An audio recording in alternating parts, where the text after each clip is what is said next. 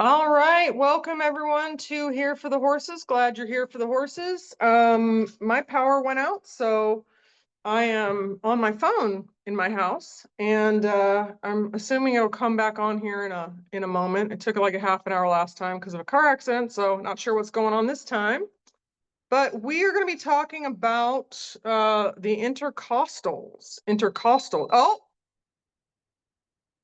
here it is. Here it is. Man, I'd really like to not be on my phone. So I'm gonna jump off. Well, let me see if I can. Let me see if I can jump onto my computer. Hold on. Because I'd rather be on that. Funny how that works. All right, let's see what happens when I come on, computer. All right, well, I'm gonna keep messing. Here we go.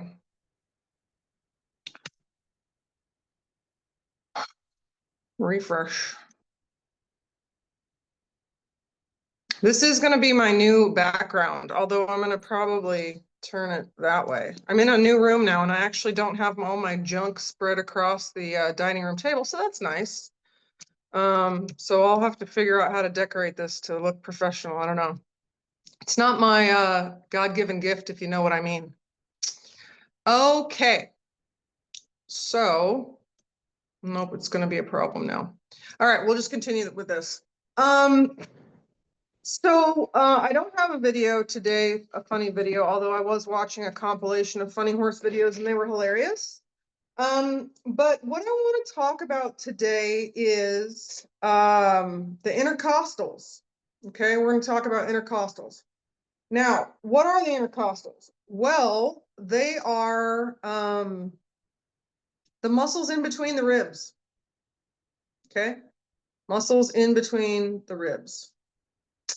And there are two types of intercostals. There are the internal, which nobody talks about, and there are the external, which everybody talks about. Okay, so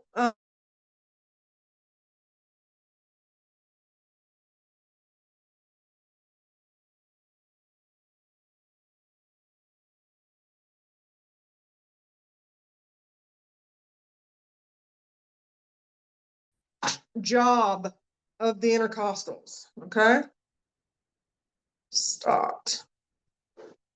Look at me, now I'm on here. All right, I'm going to start that. See what happens when I recording in progress. Hold on.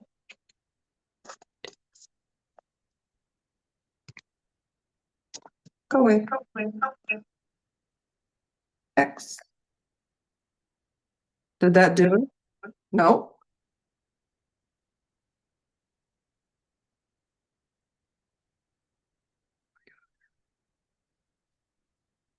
Go away. Or mute, whatever. Reclaim host. Yes. Thank you. And you can be muted. There. Okay. Oh my God.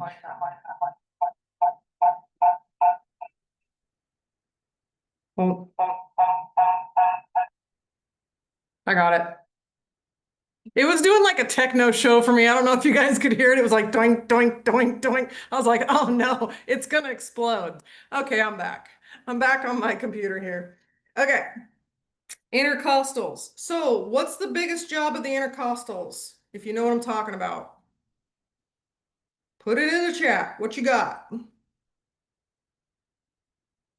You don't put in the chat, Stephanie, because you're driving. Oh, you're not driving. You're a passenger. Okay. What do intercostals do? What do the muscles between the ribs do? For breathing. Breathing, Yep. did I say it? Breathing. Okay, breathing. Now, I found a really cool article for you guys, which I put up on the coaching community page, but I want to show it to you so that you can see it real quick. And we're going to talk about it. And then I'm going to get into the internal and external intercostals. Okay. So let me show you the article here. Here we go. Okay. It's called Coper Equine. This is on the coaching community, so you can see it there. But this is an awesome article. I mean, they literally talk about every muscle that has to do with breathing. So it's pretty extensive, okay? But we're going to talk about three of them. I found it interesting. Key muscles of the equine respiratory system and their impact on performance. Okay, so it talks about breathing involves several key muscles that help facilitate the process of inhalation and exhalation. Okay, inhalation and exhalation. These muscles work together to expand and contract the lungs, allowing for the exchange of oxygen and carbon dioxide. Okay, the first one they talk about is the diaphragm. I like how they describe this. They said the diaphragm is the primary muscle responsible for initiating inhalation. When it contracts, it moves downward, expanding the chest cavity and creating a vacuum that draws air into the lungs. Okay? So there are people that work specifically on diaphragm stuff. And I should have pulled it up if I was thinking about it, because there's one lady that does some really cool stuff. And she kind of stands back by the point of buttock, and then she has her hands forward around the flank area. And then she has one kind of on the point of buttock, and she kind of does this like movement like this to do the diaphragm work. It's really cool. If I find that, I'll put it up on the coaching page, okay? Um, so the diaphragm. The diaphragm is the primary muscle that draws the air into the lungs. Exhalation, at least at rest is a passive process. Okay, but this is only at rest. I want you to remember that. Okay, so once the diaphragm relaxes and relaxes and returns to the dome-shaped resting position, it reduces the space in the chest cavity. Okay, so that's pretty much, it just takes its space back, which makes the space for the air less. And so naturally they exhale. But that's at rest, okay? So it's not like the horse is holding their breath or anything like that. Let's see. This reduction in space increases the pressure inside the lungs, causing air to be expelled passively through the trachea and out the nostrils. The diaphragm doesn't actively contract to push air out as it does in humans, okay? Here's a little diagram. I also thought there's a cute little, I love this photo with the blue. That's so cool looking. But this cute little photo talks about the muscles. I mean, talks about all the muscles and goes all the way down to the nose. So this muscle is known as the dilator muscle of the nostrils, runs horizontal across the nostrils. When it contracts, it widens or dilates the nostrils, allowing for increased airflow. This is especially important during strenuous exercise when horses require more oxygen. Isn't that cool? They even talk about that muscle. Look at that cute little nose. It's so cute. Okay. So, we laugh about, massaging their little nostrils, don't we? But you guys remember Rogue Rita? I love my Rodriga Davini. Um, she like works their nostrils, and it's really interesting to see the difference. And not only that, if you I know that Hannah sent me a photo. This was 2 times ago in Journey Through the Horse. I believe was it Rusty? Or it was either Rusty or Bodie had like little dragon strips for nostrils. And then I had her work on those and along with the other relaxation, and the nostrils were bigger. Or maybe I did a before and after photo where I could tell that the nostrils got bigger. So it was something like that. But it's really interesting to just even think about relaxing the muscles of the nostrils. All right. So if you want to get weird, do it. Okay. All right. So then we have the external intercostal muscles and internal intercostal muscles. The dorsalis, that's this one right here. We're not going to talk about that one today, but go ahead and read this article. It's really cool. Okay. So what I want to talk about is, let's talk about the external intercostals first. Okay, and we're going to talk about origin and insertion. Now remember, origin is normally the base that the muscle attaches to. Okay, so for your bigger muscles, it's normally going to be like the home base. So normally it's going to be the stronger part of the skeleton. Okay, and then the insertion of the muscle is what you're moving. Okay, a lot of times both move, right? But the origin is the hard stop, and then the insertion is what you're trying to get to move. Okay, so think of them like that. Some of the other vocabulary I mean, this one is vocabulary heavy, I'm going to be honest with you. But remember what anterior means? Anterior, the front or toward the head. Okay, and then posterior is toward the back. Okay, so anterior, just remember antlers are in the front of the head. Posterior is your posterior, your booty. Okay, so external intercostals. The origin is the posterior surface of the preceding rib. So the rib before. So it's the back of the front rib. The insertion is the anterior, the front of the successive rib. So this one's pretty clear. The external is the origins in the back of the rib in front, and it inserts to the front of the rib and back. Riddles, rhymes, anyone? Okay. So it just inserts like this. Okay. Now the action, and they always talk about action. They talk origin, insertion, and action pretty much in that order all the time when you're talking about muscles. Origin, insertion, and action. They always go together. They're normally just O, I, and A. That's how, if you ever see that, that's what that means. Origin, insertion, action. Okay. The action of the external intercostals is it draws the ribs up and out. Okay, up and out. Creating more space in the lung cavity. Okay, which helps for inhalation. Breathing in. So if you want to take a deep breath, you want your ribs to go up and out. Okay, up and out. That's the external intercostals. The internal intercostals, people don't talk about them as much. They don't talk about them as much. You can find a lot of articles on the external, and you can find a lot of photos on the external, but there's not a lot on the internal. The internal intercostals, the origin is the anterior, the front of the front surface of the preceding rib. Okay, the front of the first rib. And the insertion is the posterior back surface of the successive rib. So the back of the next rib. Okay. Hey, you. So what is that going to do?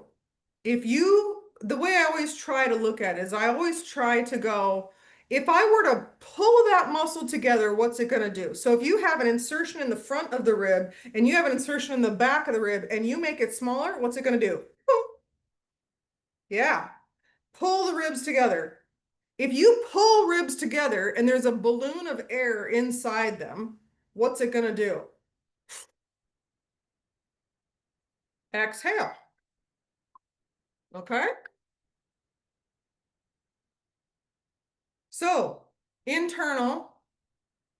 the action of the internal intercostals is to draw the ribs together for expiration. Okay? So you're going to breathe out. So, what are some... Oh, you know what? I found a really cool... You guys know I like this book. This book. Ba-doo. Okay, you know I like that book. This has a really cool photo that I wanted to show you. Oop. And you can see the fibers. Now, of course, like what did I tell you? They talk about external intercostals a lot, but look at, you can see the fibers and the direction that they go. So another thing that I tell people is one of them goes like this and the other one goes like this. Okay? So they're in charge of that and they're in charge of this. So you can see in this one, you can see the fibers. Isn't that cool? Okay. You can see those little fibers. So I think that's super cool. All right. So what I wanted to show you, how do you think you could tell? Let's open this up. Feel free to unmute.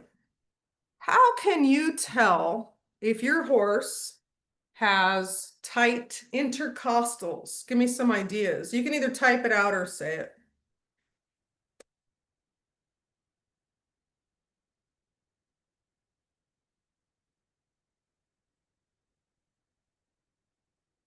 Short breaths. Yeah, I was gonna say, shallow breath. I was gonna say that.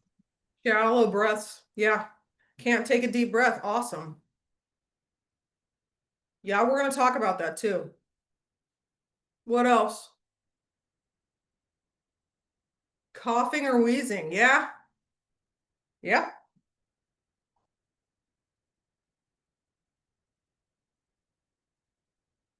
I have one I'll show you. Here we go. Oh, look at this. Look at that. Now, you guys might not recognize this horse, but this is Georgia Peach. Now, why on earth can we see Georgia's ribs? Because you can't normally see Georgia's ribs, can you? And she had a bath here, so that's why she's wet. But you can't normally see Georgia's ribs. Okay. So that was after 1 day of flags and drill practice, which stresses her out. It was also after a 2-hour, so on Monday, it was flags and drill, which is stressful for her. On Tuesday, we went on a 2-hour trail ride, and then we went to see some giant elephants and a dragon. Yes. Okay. So she wasn't stressed on the trail ride because she's a bomb trail horse, but she was stressed with the elephants. She was stressed with the giant dragon. And she was mentally and physically working really hard at the flags practice. Okay. And you know, tough stoic mares, they're just going to hold their breath the whole time. Right? They're just going to hold their breath the whole time. Or they're going to take really shallow breaths, or they're going to take, like I was riding her the other day. She does this like, you know, she like forces the air out, right? You guys have probably heard that on some horses. These intense horses running around, okay? So, you know, forcing air out of your lungs or forcing it in your lungs right, is going to work those muscles. So what you're going to see is you're going to see ribs on horses that are at weight or even overweight. Okay, so that's a dead giveaway to me. Okay. There was another really good photo. Did I save it? Let me look real quick. But if you have a horse that is at weight and, they're not underweight. Oh, here we go. This is a great photo. Hold on. This is a great example. Right here. Can you guys see that? Okay. So this horse is obviously a little leaner than Georgia. We won't tell her that, but it's true. Look at these ribs. Those are very tight. This is actually in the article that I put in the coaching page. Okay. So very tight. So if you can see ribs on a horse that that is at weight, you probably have tight intercostals. Okay. Another thing that you're going to notice is that they can't flex to one side.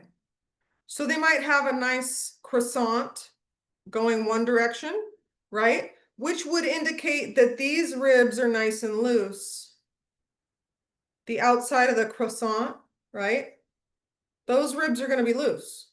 But if they have tight ribs on the other side, they're not going to be able to flex as well.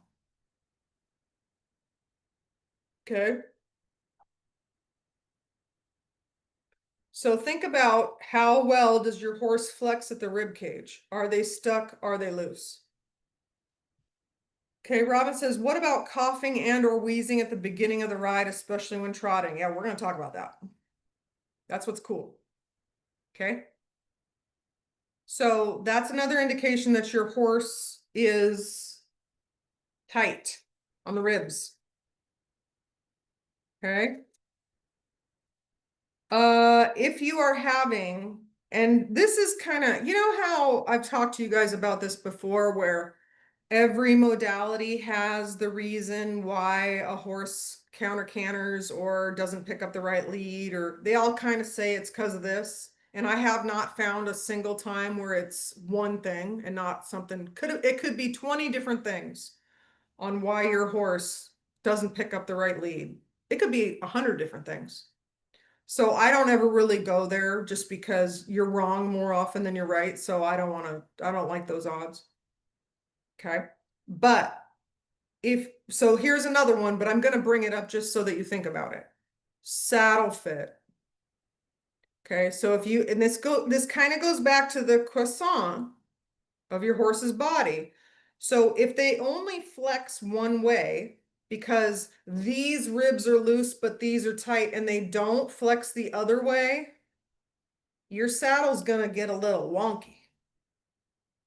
Okay. So that's one of the 800 things that you can check. Okay. So think saddle fit sometimes. Think, does my horse flex through the rib cage equally on both sides? Now, for those of you that watched that section of homework that I gave to Stephanie for, his name's not Blaze, it's not Thunder, it's Flash. It's Flash. For Flash. I had her push on those ribs to get it to loosen up. And then I also showed her that homework on Georgia, and Georgia was tighter on one side than the other. Okay.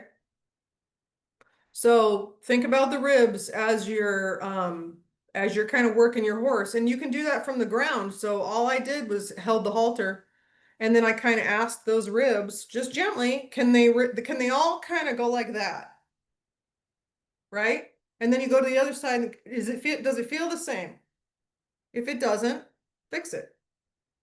Which leads me to my next topic. How do you fix it? It's easy. Easy. Okay. Put your hands like this. Rake down the ribs with them. So as you're going down the ribs, and we'll just say my fingers are the ribs, you are loosening up the muscles in between the ribs. Now, what I want you to pay attention to is as you're going down the ribs, do you ever get kicked out? Kicked out of the rib channel. We'll call it a rib channel. I don't think it's called that. That's what I'll call it. So as you're going down the ribs, and you can do this with one finger if you don't have big hands. As you're going down the rib channel, do you get kicked out at any point in time?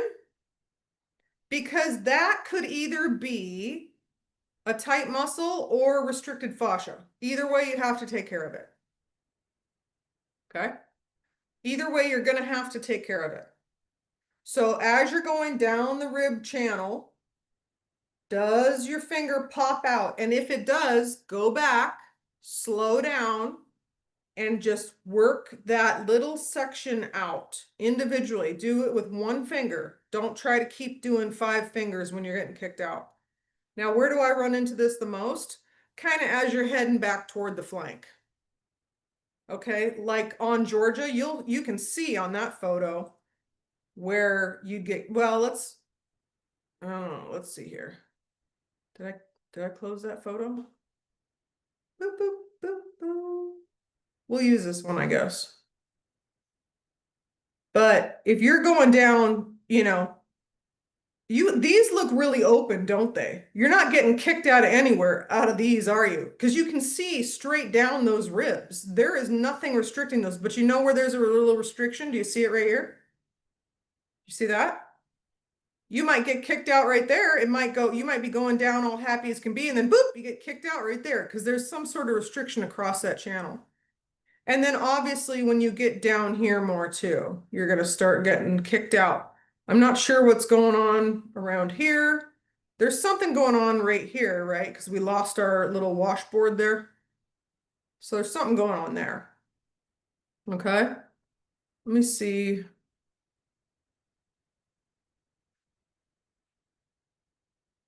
I think I closed. So I want you to pay attention to those little rib channels. Okay, so the first thing you're going to do is rake in between the ribs. Go with it. The second thing I want you to do is go from the front to the back and push them that direction. Now, obviously, that's going to loosen up one of the intercostals, but not both, right? Right? So it's going to loosen up one of the intercostals. So it's important that you go the other direction at some point in time so that you loosen up the other intercostal. Because you're kind of going to ask those ribs to go, I want you to go this way, and then I want you to go this way. So step 1, go down the ribs. Step 2, from the front to the back. Step 3, from the back to the front. And then what's step 4? Yep. From the bottom to the top. Bottom to the top. Bottom to the top. Now this one gonna probably get you some attention from your horse, just so you know. Because anything against gravity is gonna get your attention. Stephanie, where do you think you're going? You stay right where you're at. She's like, I'm home, I'm out of here. That's awesome. Okay, so bottom to the top.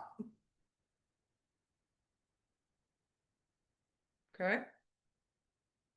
But I'll tell you what the best thing to loosen up ribs is. Anybody know? That's right. Pounding or slapping. Yep. Pounding or slapping. The best. Now, I generally do the other 4 first, because I like to warm up, one, the horse to the idea of it. Two, I want to make sure that there aren't any restrictions between the ribs, right? And then three, I like to save the best for last. Okay. Cupping, cup hands, you can slap like that. Slapping. Pounding. Okay. So Robin said, super difficult to know if you're staying in the channels when you have a round barreled horse. Maybe have to go one at a time. It's not too hard. Your girl ain't that big. I've done it. I mean, when they're obese, it's hard. But even round horses, I mean, you just kind of squeeze in and then go down. But yeah, you could do thumbs down. That's always kind of an easier option because it's a lot easier to press in with your arms straight and then go down the ribs than it is to kind of like claw and go down. So this one's actually easier on your own body if that helps. So that might be good for the bigger barreled horses. Okay.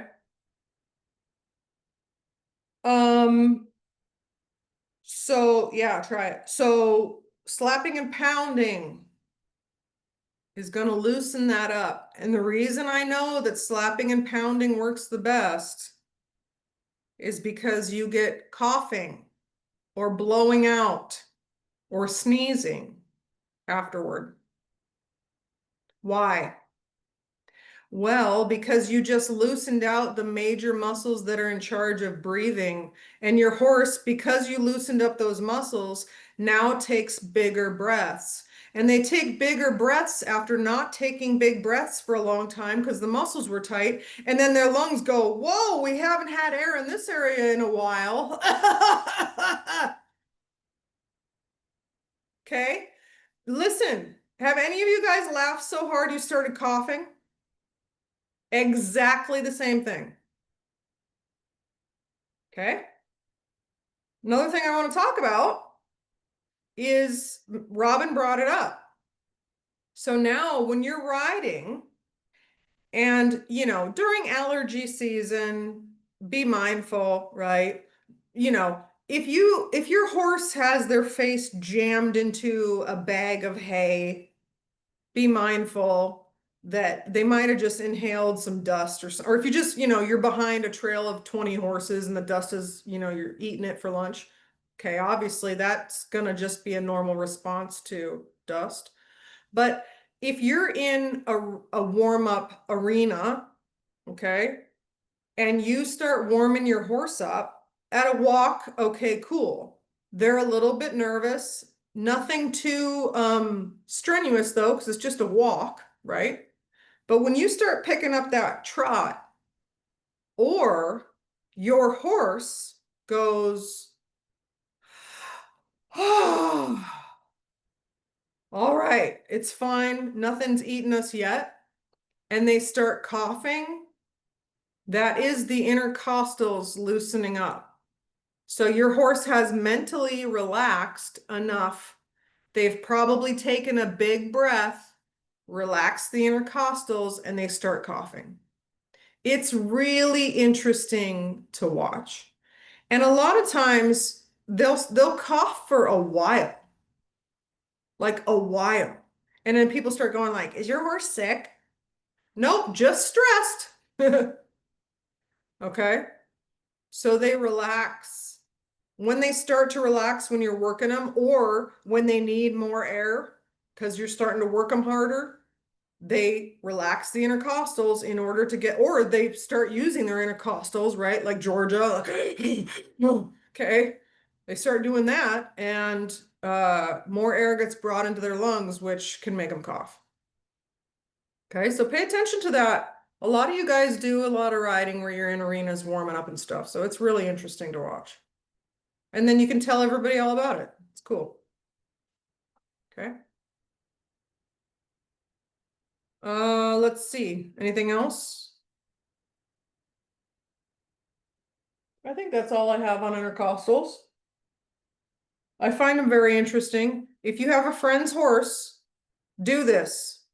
if you have a horse or if you have a friend that has a horse that's at a good body weight and you can see their ribs and they're just like, I don't know, I need to feed them more.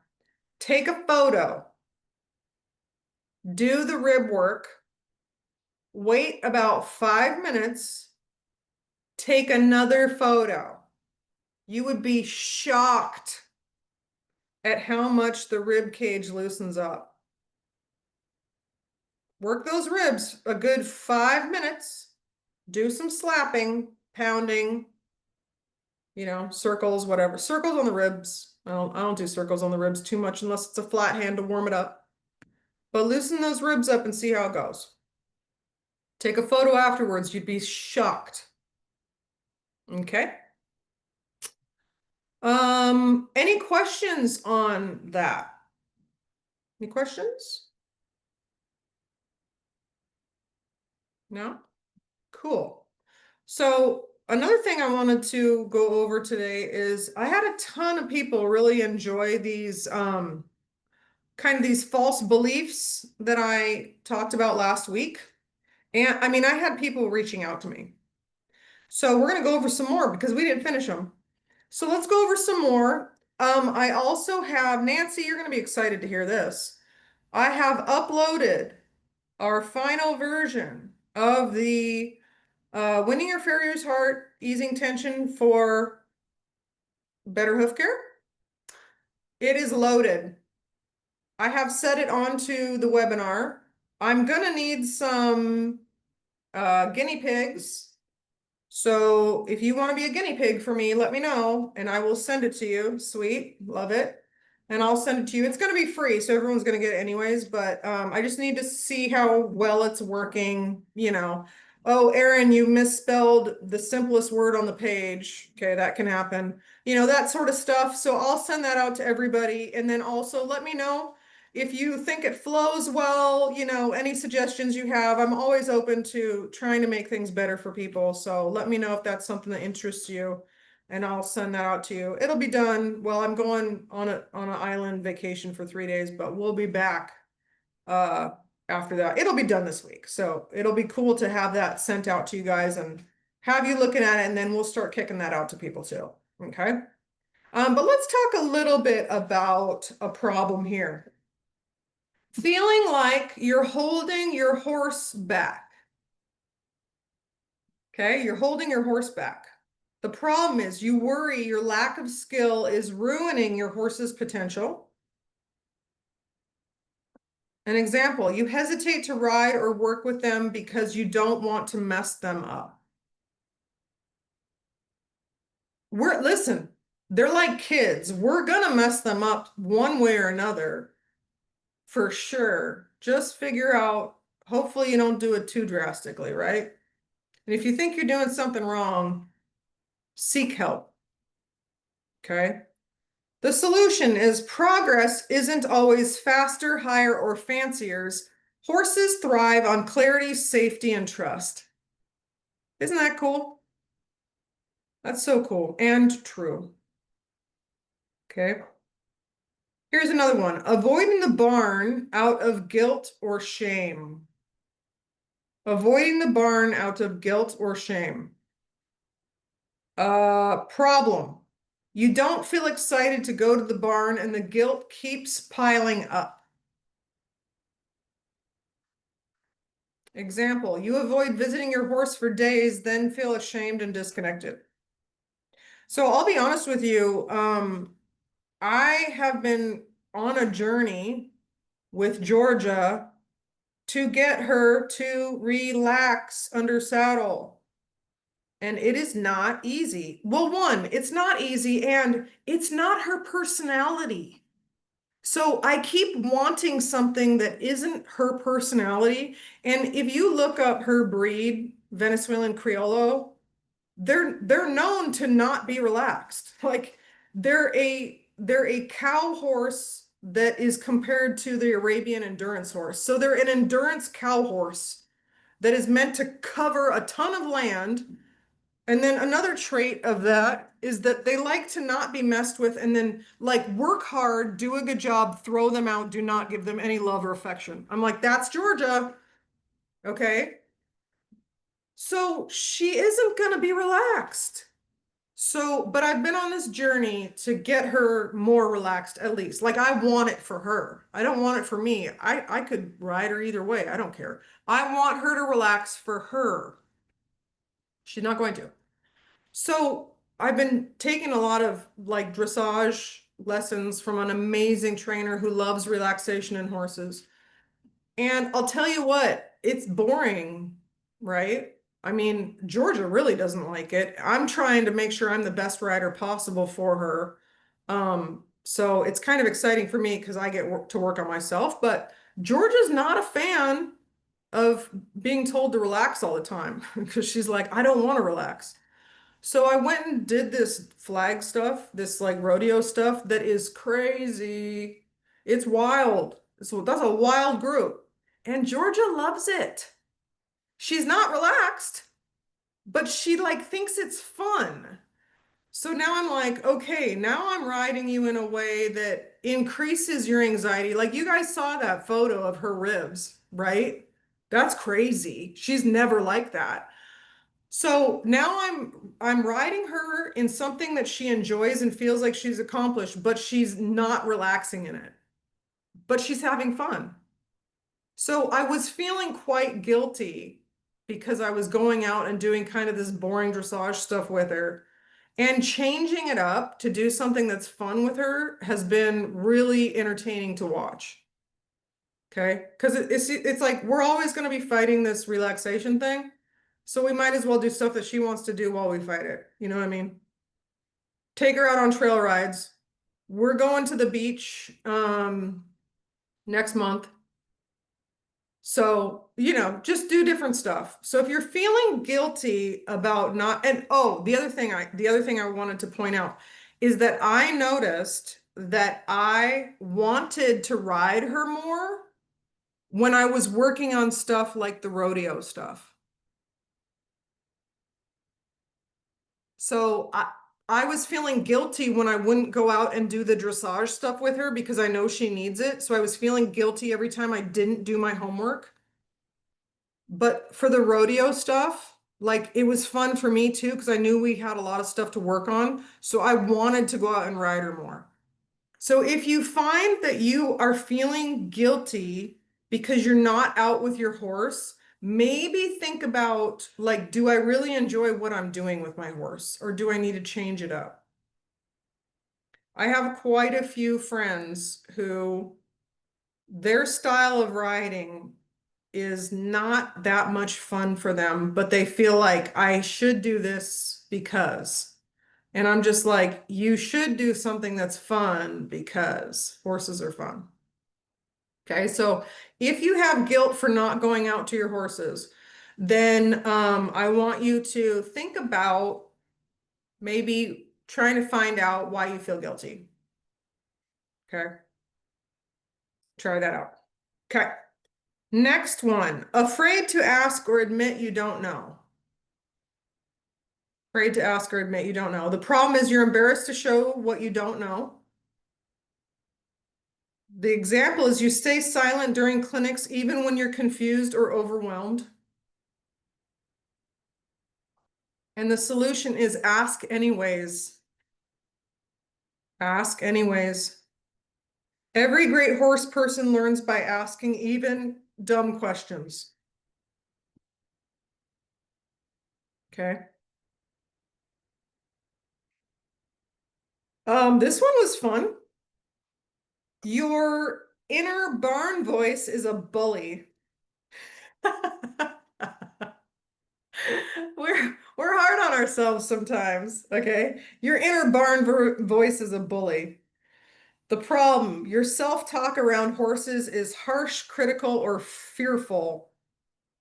An example, I always mess this up. I'm probably confusing my horse again. Okay. Solution, catch the script. Replace it with something simple and kind, like we're both learning. So fix your self-talk. We can do that in life too. Okay, fix your self-talk. You're never going to figure horses out, ever. So you're learning. We're both learning. We'll learn together.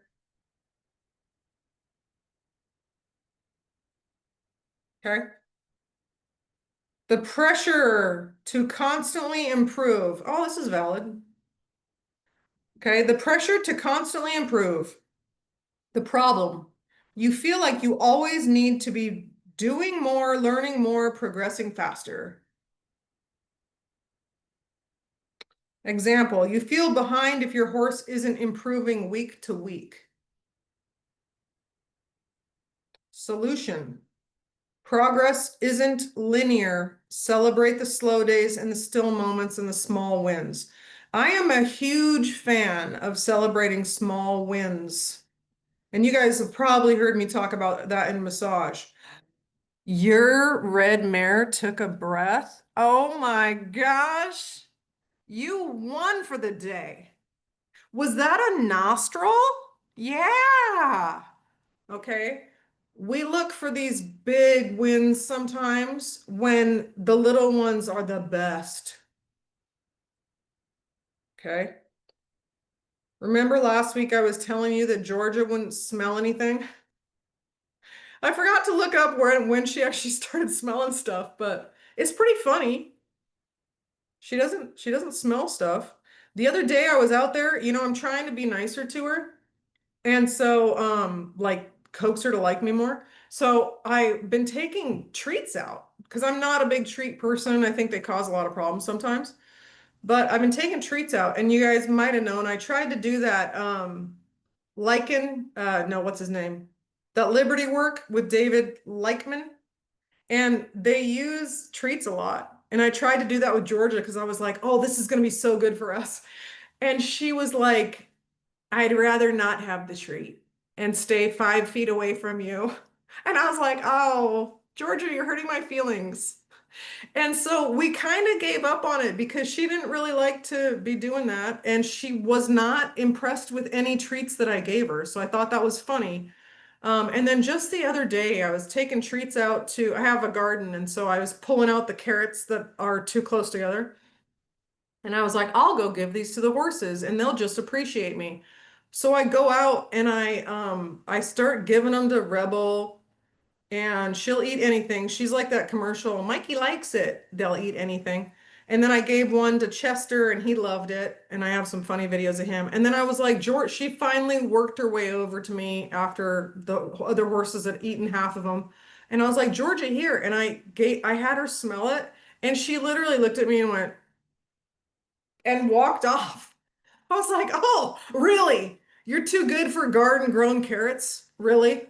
Okay, have a nice day. So she walked off, and I was just like, all right, you're funny. So it is what it is, right? But, always being pressured to constantly improve and move faster and do better is too much stress and it's not really worth it. And you have to remember some horses move at different speeds. It does irritate me. I'm going to be honest with you. When I see these trainers just getting these horses so far in like 30 days, and I know that that's not like a great base for a lot of horses, but it still gets me. Because I joke, I'm on the 25-year plan with Georgia. Geez Louise. I see these trainers walk, trot, and canter horses in 3 days, and I'm just like, oh my gosh, it's wild. But listen, trainers don't want horses like Georgia. They take too long. So I'll take her, right? But, go at your own time. Progress isn't linear. Celebrate the slow days, the still moments, and the small wins. Okay? Last one, trying to earn your spot in the horse world. Trying to earn your spot in the horse world. I'm so glad uh, that I am not stressed out with that because I'm not too much of a competitor. So I've really, luckily, I could see getting sucked into that, but luckily I'm not that driven. But the problem is you feel like you have to prove yourself to belong. Okay. I'm also too old for that, so. Example, you overcommit, overspend, overwork trying to be and look legitimate. Okay. Solution is your presence, your care, and your love of your horses are enough. That's enough. Okay. Nobody's, to be super honest with you, nobody's thinking about you because everybody's worried about themselves. If you have people worried about what you're doing and how expensive your saddle is and all that stuff, they got nothing going on. I wouldn't worry about them. Okay. So you don't have to overcommit, you don't have to overspend, you don't have to overwork. You are good enough. All right. Let's see. I got some comments here. She likes the stimulation. I've been thinking about how much I want to go on trail rides, but I don't have anyone to go with and I don't feel safe trail riding alone. I would not recommend trail riding alone, and we can go trail riding, Robin. Georgia's the bomb. She's so good. She's the best horse to go trail riding with because she doesn't care about any other horse around or anything. It's awesome. Okay, no problem. These last two Zooms have been really effective. I've started riding again after 3 years. No way. Nice job, Carol. That's crazy. David Thanks. Lighting is amazing. Yeah, I liked his material. My horse was like, nah. I'm sure he could work miracles with her. I'm sure he could. Uh, yeah, it helped. Yeah, so Marge, uh, my little Chester pot out there would be awesome for that because he loves treats. He loves treats. And then Nancy says treats messed up Bunny's mind. Yeah, treats work with Jetta's training. It depends on the horse's personality. 100%. I agree. I'll finish with this cute story. I had the most amazing horse named Bentley. He was a standard bred. He was 16-1. I got him from he was on the track, but he wasn't very good. Thank you. So glad about that. So he got discarded like they do. And then this gentleman picked him up and had two of them and was like, he was like 80, so he didn't want them. So I went and bought him. He was $1,000 well spent. He wasn't broke, but that's okay. He was sulky broke, so with little carts. But I went and picked him up. Lovely, lovely horse. You could tell by looking at him. He was one of those horses, just big old giant bay gelding. Sweetest thing ever. And he didn't have bad habits. The horse was so good. I just loved him. And then he was being kept at my parents' house while I was I don't know what I was doing. I was going to Michigan? No. I was in college. I can't remember. One of the two. And I came home I must have been in college, and he's like all over me. And I'm like, what is going on? Who is this? What's happening? What's going on? He's like trying to strip search me. And I'm like, this is not normal. So I go, I don't know what you're doing, Bentley, but knock it off. It's crazy. So I go in the house and I was like, hey, Dad, are you doing something with Bentley? And he's like, yeah, I've been working on picking his feet up. And I go, oh, okay, that's cool. How are you doing that?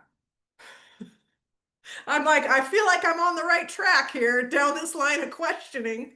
How are you doing that? And he goes, well, every time he picks up his foot, I give him a treat. I'm like, ah, there it is. Yeah, don't do that anymore, please. Because I'm going to be honest with you, he always picked up his feet anyways, so it wasn't an issue.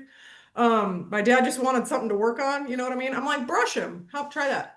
But yeah, my dad would give him a treat every time he would pick his foot up, and he would ask him to pick each foot up like 5 times.